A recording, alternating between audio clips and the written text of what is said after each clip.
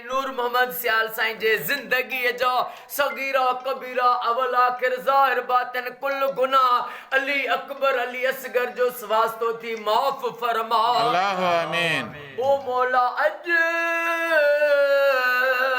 पेण अखड़िल अज पेण अखड़िल सजन पंहिंजा सौरिया गलन ता गोड़न जूं बूंदू बस न कलन संधे सिक पिरन लोक ॾिठे न लहे। ओ मुंहिंजा करीम रब तोखे वास्तो वा इमाम हसन मीर हुसैन जो साईं नूर मोहम्मद सियाल साईं अॼु साईं जो जेको टीजो थियो आहे साईं नूर मोहम्मद साईं खे जन्नतुल फिरदौस में आका करीम जी कचहरी पाड़ो ऐं ग़ुलामी क़यामत ताईं नसीब अता फरमा। अल्लाह आमीन।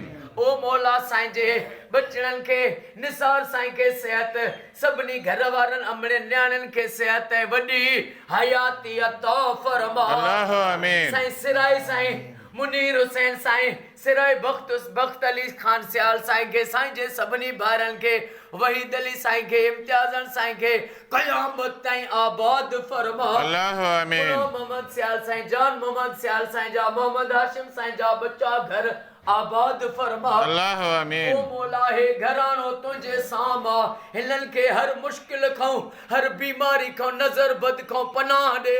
इमाम हुसैन जी नंढड़ी न्याणी अम्मा मासूम बीबी सकीना जो वास्तो थी सिराई मुनीर हुसैन खान साईं के साईं जे बचड़न के भाइरन के क़यामत ताईं आबाद फरमा। अल्लाह आमीन। इन्नल्लाह व मलाइकतहु युसल्लूना अलल नबी हक नबी या अय्युहल्लज़ीना आमनू सल्लु अलैहि व सल्लिमू तस्लीमा। अल्लाहुम्मा सल्लि अला मुहम्मद व आले मुहम्मद ला इलाहा इल्लल्लाह मुहम्मदुर रसूलुल्लाह नारे हैदरी।